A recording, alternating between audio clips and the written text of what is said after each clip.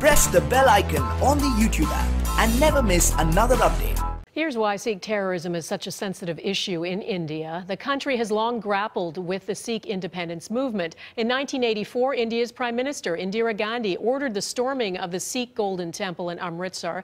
It was intended to flush out Sikh separatists, and hundreds of people were killed. Months later, Gandhi was assassinated by her two trusted Sikh bodyguards. And in 1985, a bomb blew up an Air India flight, killing 329 people. The Sikh separatist movement is still a force, and Canada has been accused of sheltering its supporters. That's why inviting this convicted murderer to dinner leaves Justin Trudeau open to accusations he's naive or tone-deaf or worse. Our chief political correspondent, David Akin, is digging into this tonight. David, what have you found out? Well, I think the first place to start here, Donna, is that Indian government officials believe the problem of Sikh extremism in Canada is a lot bigger than the Canadian government thinks it is. And several Canadian national security sources I spoke to today says that India believes the Trudeau Liberals are too careless about allowing extremists to get involved with their party, just like Ujjwal Dosanjh said. This incident in Mumbai will play to those elements in the Indian government that worry about the Trudeau government's commitment to take Sikh extremism more seriously. And again, sources are telling us today this mistake cannot be blamed on the RCMP because the RCMP has no responsibility to vet attendees at overseas events. This would-be assassin was there because Liberal MP Randeep Sarai invited him, and no Liberal politician or aide bothered to Google what he'd done. And so, Donna, when you say, tone deaf or worse, that really is the new domestic political problem Trudeau's going to have when he gets back home. Was this just a colossal unforced error? Or are Trudeau's Liberals turning a blind eye to extremists in exchange for votes among Canada's increasingly politically active Sikh community? David, if this trip has been going off the rails this week, could it get back on track tomorrow when Trudeau meets with the Indian Prime Minister? I think it's going to be difficult, Donna. Remember, even before the terrorists showed up at the party, there were already a lot of snickers, both here in Canada and in India, about Trudeau's clothes. Some in India saying he was too Indian, even for many Indians. And you contrast that with Stephen Harper's 2 visits to India, to many of the same places that Trudeau visit, and you'll see a prime minister who mostly wore business attire.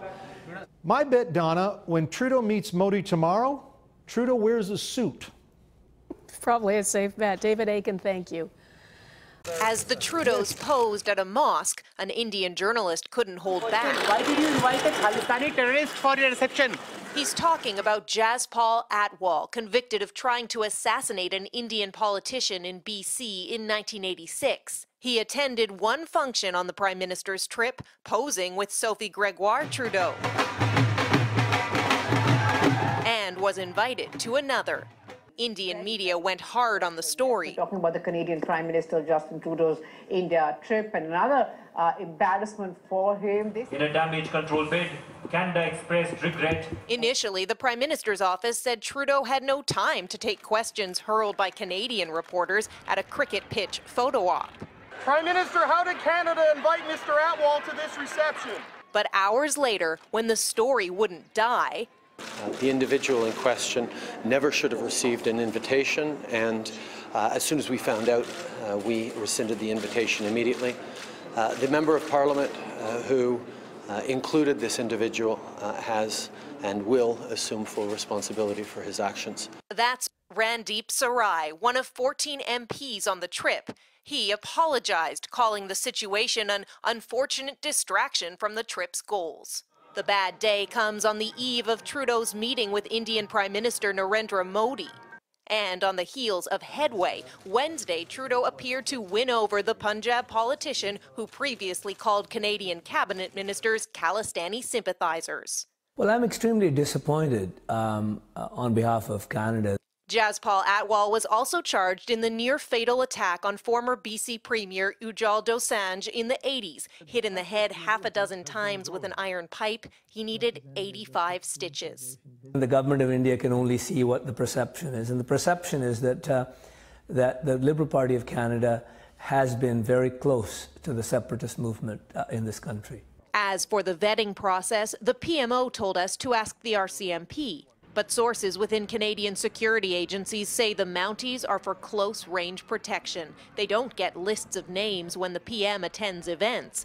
Their job is to protect his body, not his reputation. So an MP is taking the blame for the invite, but there are many unanswered questions about how someone with Atwal's background was able to get past a security vet and get so close to the Prime Minister. Abigail Beeman, Global News, New Delhi.